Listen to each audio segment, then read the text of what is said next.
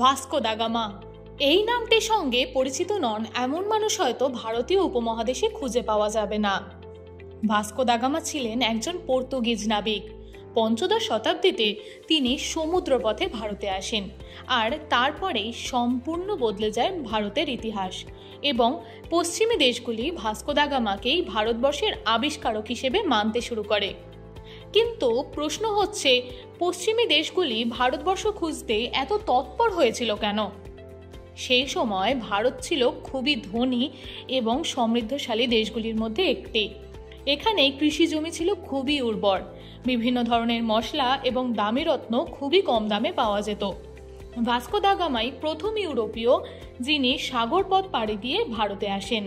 তার এই ভ্রমণ এশিয়া ও ইউরোপকে সংযোগ করার পাশাপাশি আটলান্টিক মহাসাগর এবং ভারত মহাসাগরের মধ্যে এক সেতু বন্ধন গড়ে তোলে। কিভাবে ভারতবর্ষে আসার রাস্তা খুঁজে বার করেছিলেন ভাস্কো দা গামা, সেই রোমাঞ্চকর ইতিহাসই আজ আমাদের আলোচনার বিষয়।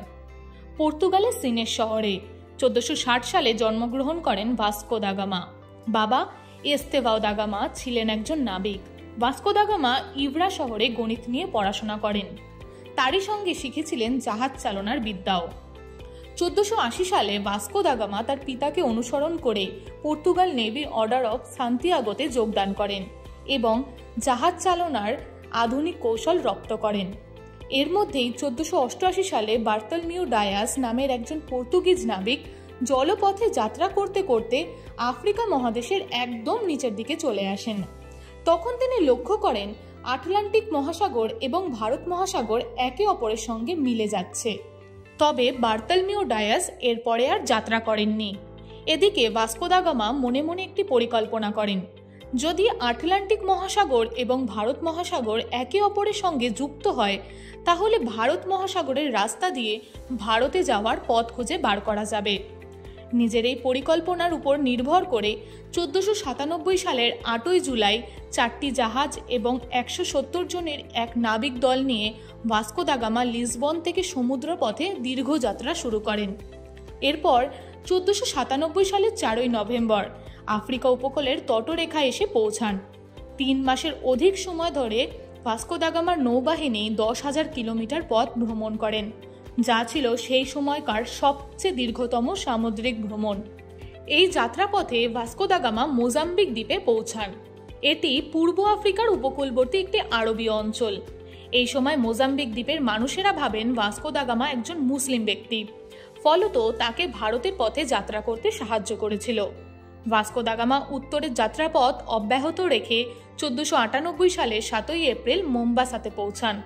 সেখানে তার সঙ্গে আলাপ হয় এক গুজরাটি নাবিকের, আর সেই গুজরাটি নাবিকের সহযোগিতায় ভাস্কো দা গামা ভারতের দিকে যাত্রা শুরু করেন।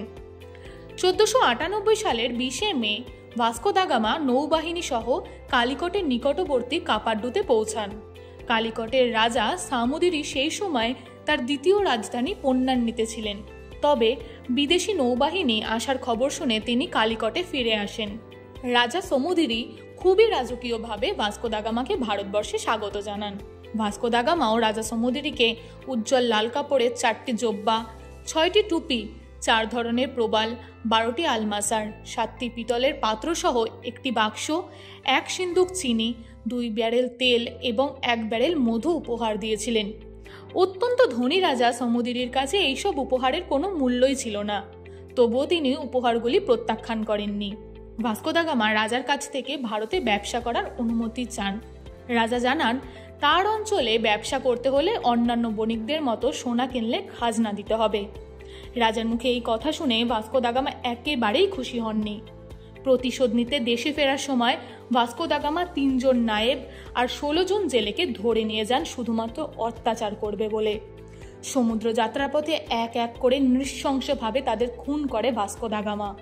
এরপর 1502 সালে পর্তুগাল থেকে ভাস্কো দা গামার নেতৃত্বে চতুর্থবার নৌবাহিনীরা রওনা হয় ভারতের উদ্দেশ্যে। সেইবার ভাস্কো দা গামার ভারতে আসার প্রধান উদ্দেশ্য ছিল কালিকটের রাজার ওপর প্রতিশোধ নেওয়া এবং পর্তুগিজরা যে শর্ত দেবে সেই মতো আত্মসমর্পণ করানো। রাজার সঙ্গে সমঝোতা না হওয়ায় 3 দিন ধরে লাগাতার গোলাবর্ষণের নির্দেশ দিয়েছিলেন ভাস্কো দা গামা। গোলা বারুদের জোরে সে যুদ্ধ জেতেন তিনি এরপর বেশ কয়েকটি জাহাজ বোঝাই করে ভারতের ধনসম্পদ, মশলা, বিশেষ করে গোলমরিচ নিয়ে যান পর্তুগালে। সে সময় গোলমরিচকে কালো সোনা বলা হতো। ইউরোপে অসম্ভব দামি জিনিস ছিল এই গোলমরিচ। 1524 সালে ফের একবার ভারতে আসেন তিনি। তবে এই যাত্রায় তার শেষ যাত্রা ছিল। যে দেশ থেকে তিনি সব সময় সম্পদ লুট করেছেন, মানুষকে নির্বিচারে হত্যা করেছেন, সেই দেশে তিনি ম্যালেরিয়ায় আক্রান্ত হয়ে মারা যান। ভাস্কো দা গামার দেখানো পথে এক এক করে স্পেন, ফরাসি এবং সবশেষে ইংরেজ বণিকরা এদেশে আসতে শুরু করেন। সময়ের সাথে সাথে এই ইউরোপীয় বণিকরা ভারতবর্ষকে নিজেদের ব্যবসায়িক কলোনি বানিয়ে ফেলেন। ফলো করুন inscript.me